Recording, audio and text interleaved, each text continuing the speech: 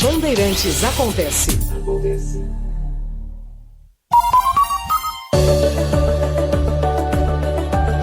De volta com Bandeirantes Acontece, agora 4 horas e 21 minutos. Um tema importantíssimo, e a gente tem falado muito sobre isso aqui, sobre planos de saúde e de que forma a despesa do plano de saúde impacta na vida das pessoas, né?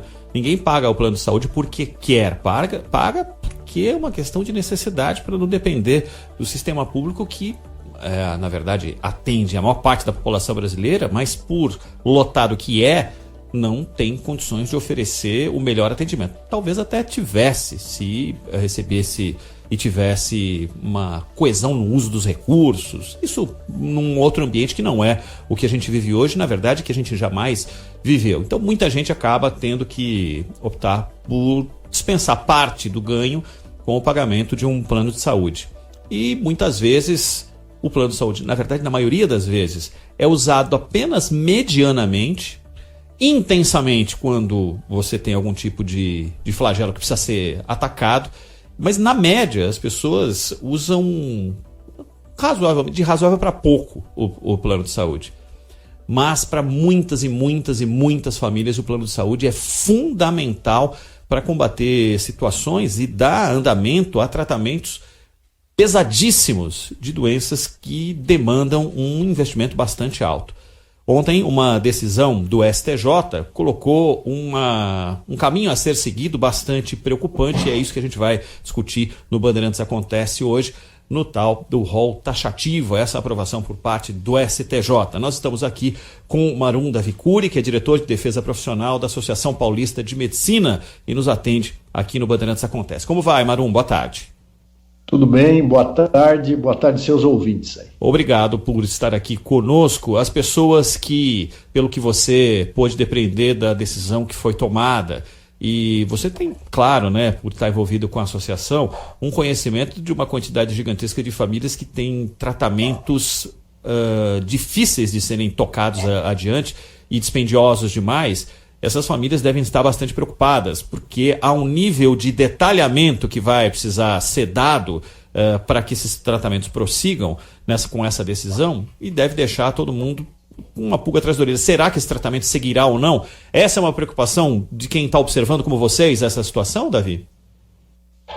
O entendimento da gente é que essa decisão ela não pode ser retroativa. Então, os usuários ou dependentes que estavam com tratamento em segmento, isso deve continuar. E essa modificação, essa jurisprudência que o STJ colocou no dia de ontem, deve atingir somente as novas solicitações. Saida.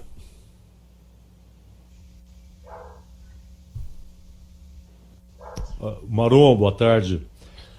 Boa tarde. No entanto, esse seu entendimento ele é lógico, né? De não haver qualquer consequência para quem já estava fazendo tratamento, mas nós falávamos aqui, antes mesmo da decisão do STJ, por conta do voto do relator, o Luiz Felipe Salomão, e já com o voto da Nancy Andrighi divergente, portanto estava 1-1, não havia decisão ainda, e ele havia, no ano passado, apresentado o voto dele. Então já era conhecido desde setembro, se não me engano, do ano passado. E o relato é que muitas operadoras simplesmente suspenderam tratamentos, por exemplo, para crianças autistas, com base em um voto, que era apenas um voto, não havia decisão tomada. Ou seja, essas crianças, não é que elas estavam requerendo, elas já faziam o tratamento, o plano bancava, às vezes, por imposição judicial, por decisão liminar de um juiz de primeira instância. E há planos, vários relatos que nós trouxemos aqui, de planos que já estavam desobedecendo o liminar e suspendendo o tratamento.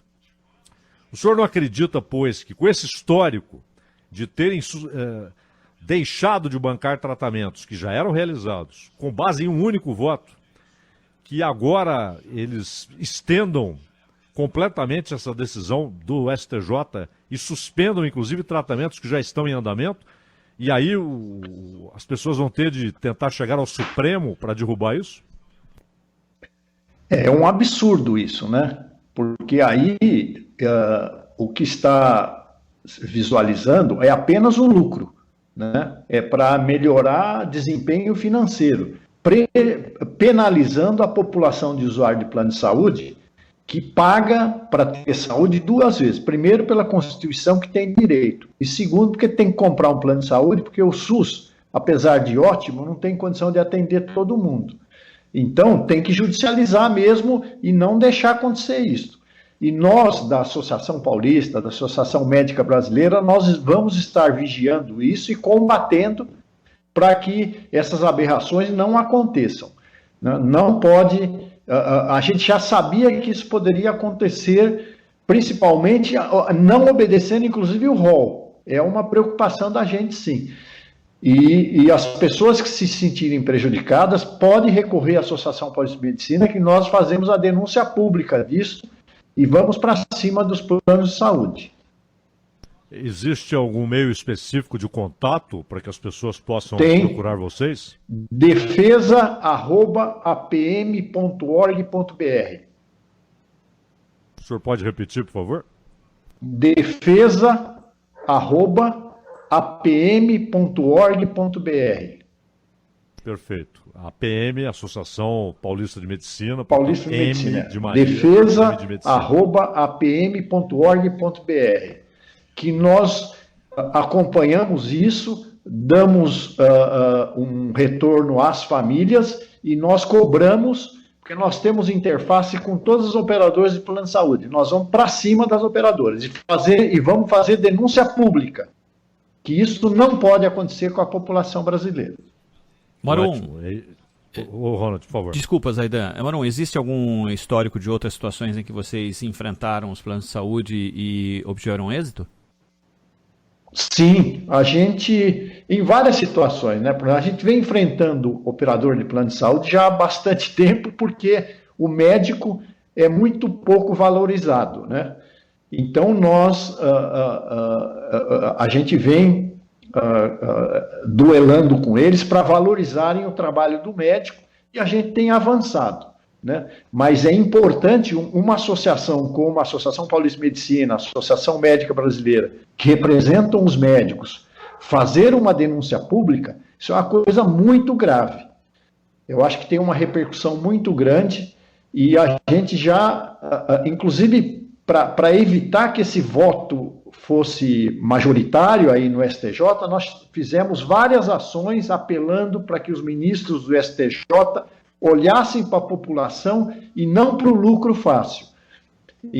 Mas, infelizmente, nós perdemos. Mas nós temos que continuar, os cidadãos têm que denunciar, né? Inclusive a renovação do rol, ela pode ser feita, a solicitação pode ser feita pelos próprios usuários, que a Agência Nacional de Saúde está atenta a essas solicitações para ampliar o rol cada vez mais e fazer com que isso não prejudique, principalmente essas crianças que são especiais, essas pessoas que têm doenças graves, crônicas, né? O pessoal que tem câncer, que não pode interromper tratamento, isso aí é uma insanidade, é um tapa na cara do usuário de plano de saúde. Doutor Marum, uma última pergunta da minha parte.